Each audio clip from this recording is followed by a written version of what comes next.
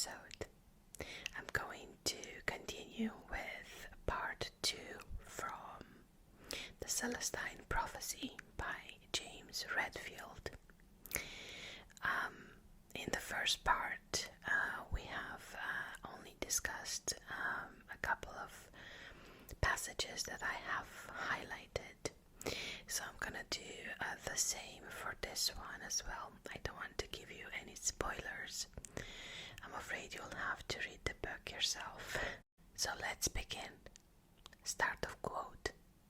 Everyone manipulates for energy either aggressively, directly forcing people to pay attention to them, or passively playing on people's sympathy or curiosity to gain attention.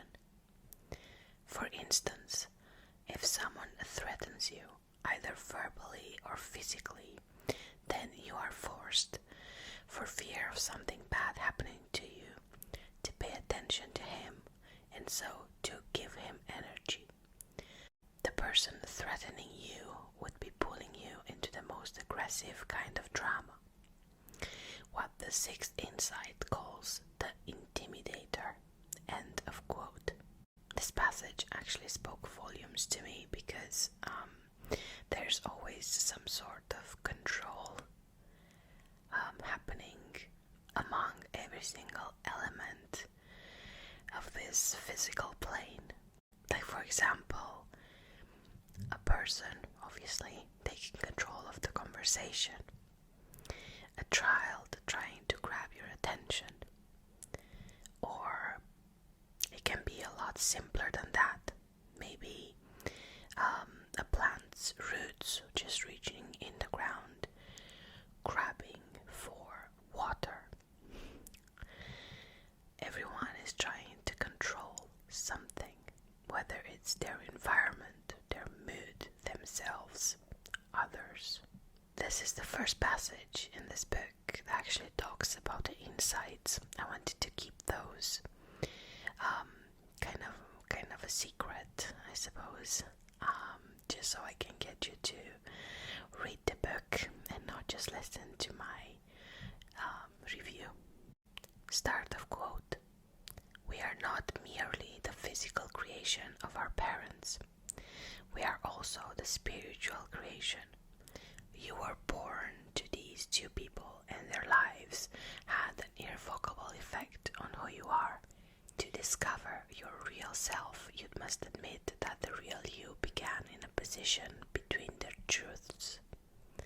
That's why you were born there. Take a higher perspective on what they stood for.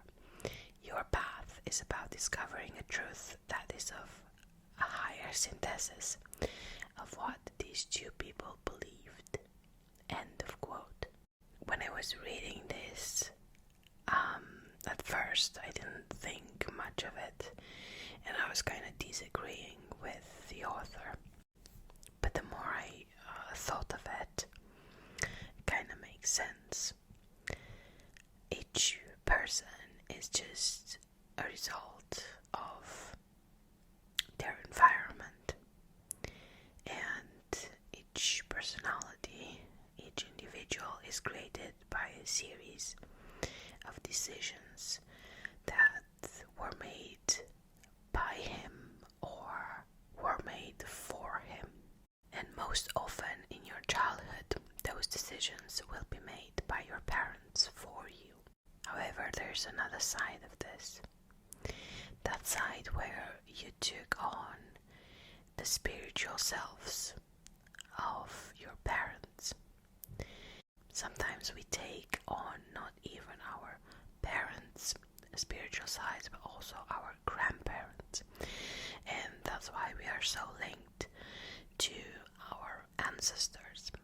Recently I found out about family constellations, and I thought it was really interesting how a spiritual path or karma or any blockages can be passed through generations,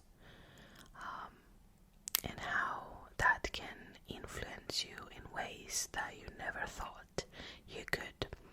If you have some time, look into family constellations.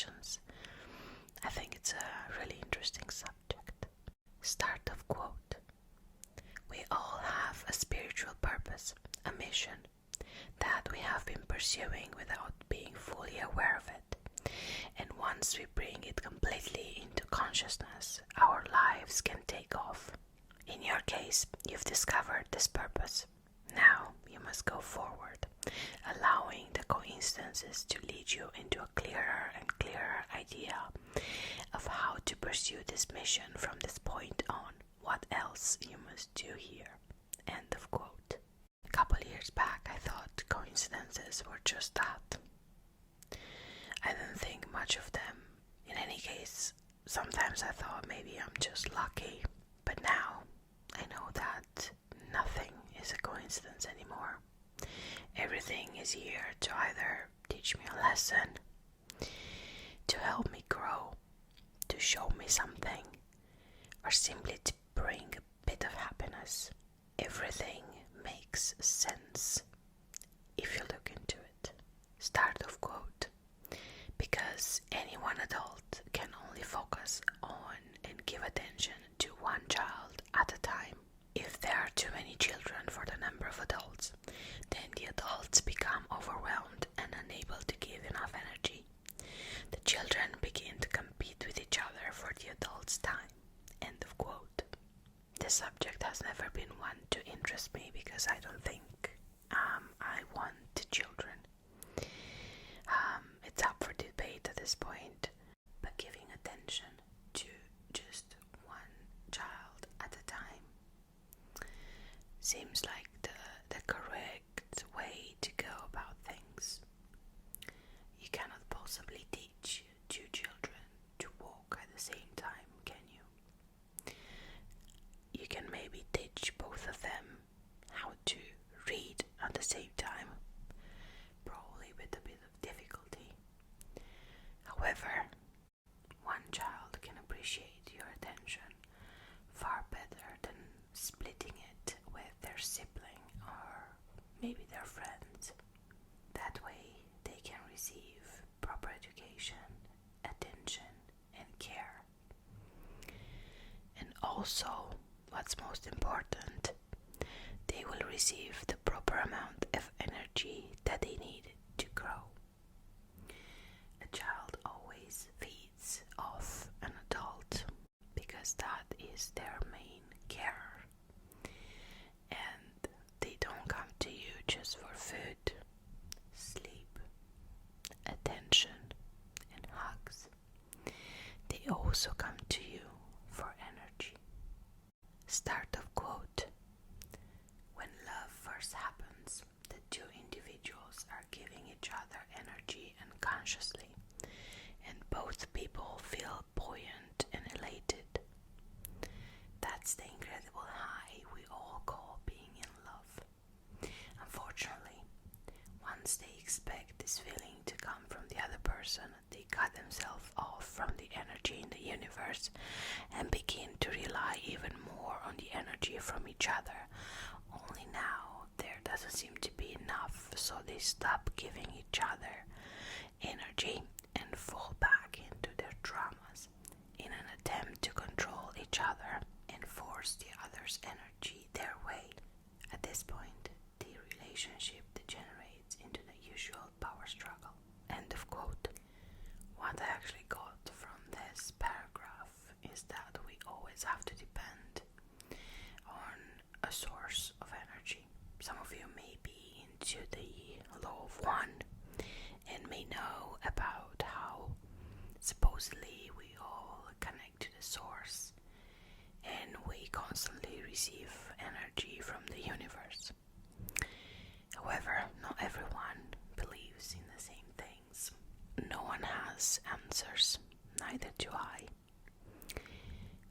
But what I'm trying to say is, it looks like we always need some sort of charge, energetic charge. We always seem to look for that, whether it's in love, whether it's taking energy from the universe, whether it's controlling someone else and feeding off their energy. We are parasites.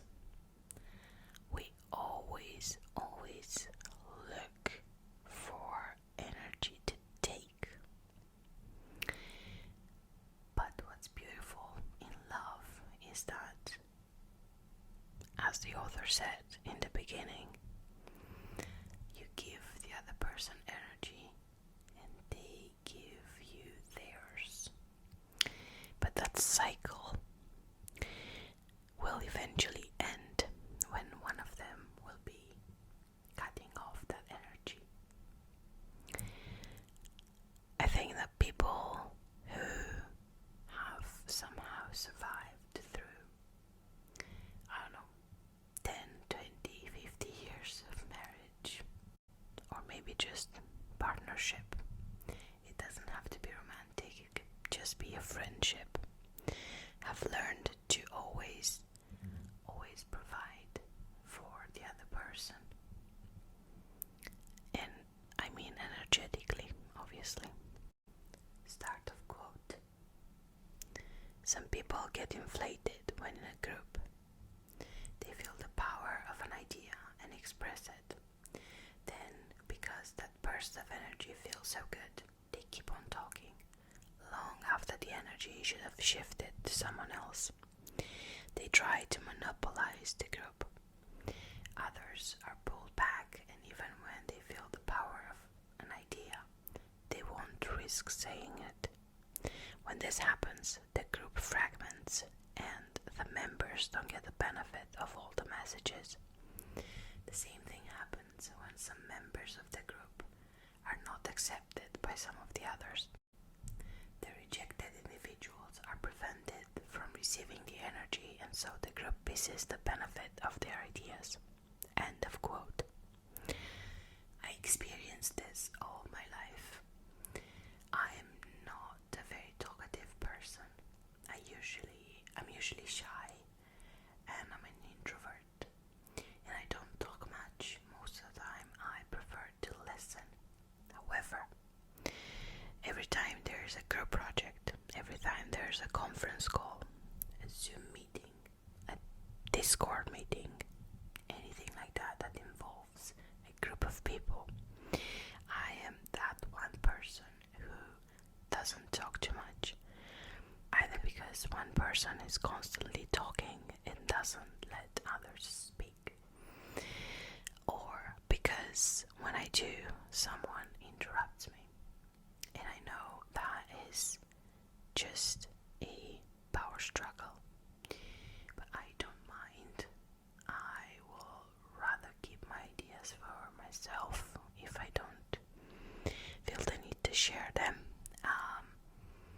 But most of the time I had the privilege of being in groups of people that have respected each other, respected each other's ideas, and generally being in a positive environment where I was asked if I have something to add.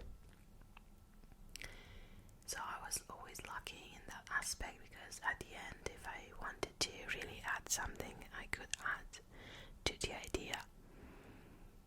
But there's always a but.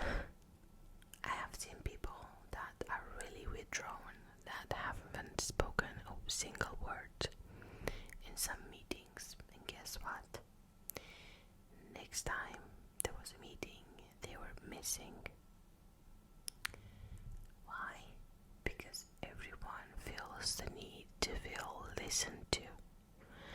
Everyone feels the need to contribute, no matter how introverted they were, no matter how shy or quiet either.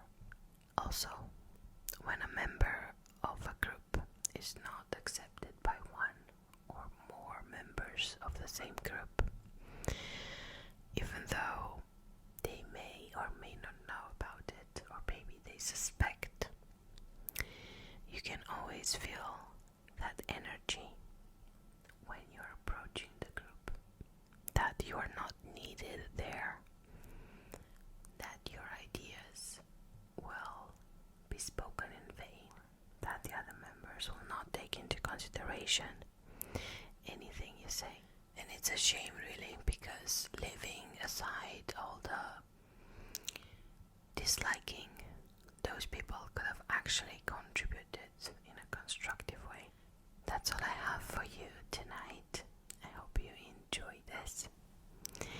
Please subscribe or follow, and I'll see you in my next episode.